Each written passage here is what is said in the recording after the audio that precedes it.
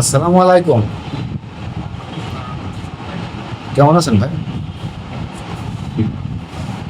জি। বলেন তো ভাই, ডিটেলটা আপনার কেমন হচ্ছে?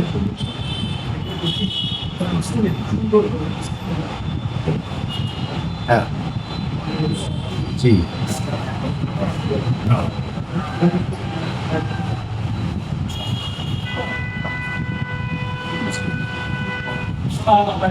এখনো বিরাট পায়খানাটা শক্ত হলে রক্ত আসে না কি? আর কষানিটা আসে না ভাই? কষানিটা না, কষানিটা মানে গন্ধ জাতীয় না ভাই? ডাঠা জাতীয় মলটা সবসময় ভিজা ভিজা থাকে, তাই না ভাই?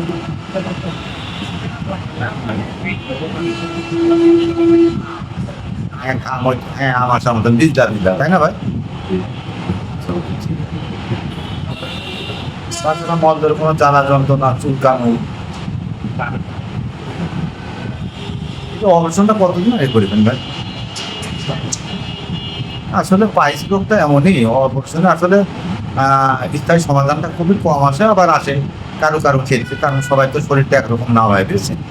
মল ধরে যতটুকু পাইলস রোগে আক্রান্ত হয়ে থাকে ততটুকু যদি ডাক্তারের সেটে কেটে দেয়, তাহলে সবসময় প্যান পাস করে থাকতে হবে, বুঝছেন ভাই? এই জন্য ওরা ওরা যতটুকু সাধ্য চেষ্টা করে সাবধানে কেটে কুটে হয়তো স্নান করে রিফাইডিং দিল, কিছুদিন খেলেন, আপনি সুস্থতা বোধ করলেন, ঠিক যখনই আমার এই খাবারগুলো খাবেন তখনই হয়তো আবার ওই ফুসফুরি বাড়িয়ে এগুলো অনেক শতকরা, আমি দেখে আসছি এর ভিতরে, আমি দীর্ঘ 20 বছর আছি, তাদের শতকরা 70% লোকের আবার এই রোগটা ফিরে আসে। এটা অপারেশন স্থায়ী সমাধান খুবই কম। আপনি হোমিওপ্যাথি ওষুধ খাবেন, যতদিন খাবেন হয়তো ততদিন একটু ভালো থাকবেন, খাওয়াটা বন্ধ করলে আবার এইটা দেখা যায়, বুঝছেন ভাই? যাই হোক, আপনি একজন বয়স্ক মানুষ, আপনিও জানেন আমাদের বাচ্চা ছাড়া 70 রকমের রোগ এই মানুষের এই গাছ গাছালিদের নির্ভর করতো।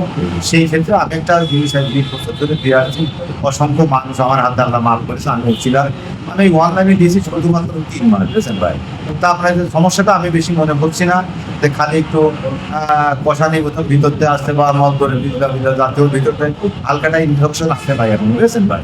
ওই জন্যই কষানিটা আছে। যেমন আপনার বোঝানোর জন্য বলছি, যেমন শরীরের উপরে যদি একটা ফোড়া হয়, ফোড়াটা যখন আপনার পুষটা বেরিয়ে যাবে তখন দেখবেন চুল গাছ আপনার আটা মরছে, তাই না ভাই? আবার কষানিটাও দেখা যায়, আটা জাতীয় কষানি, এখন আপনার ওই কায়দায় দাঁড়িয়ে আছে, ওইটু নির্মূল হয়নি ভাই। সেই ক্ষেত্রে আপনার বয়স কত ভাই এখন জানি? আপনার কি ডায়াবেটিস সমস্যাটা আছে নাকি ভাই? ও, সেই ক্ষেত্রে আমি আপনাকে শুধু 3 দিনকে ওষুধ দিবেন না ভাই। এটা আপনি খালি 3 দিন সকালে বাসি পেটে খাবেন। আপনি ঘুমের তুলতে বাথরুম করে বিরাজ করে ফেলেছেন, অবশ্যই আল্লাহর নাম নিয়ে খেতে হবে।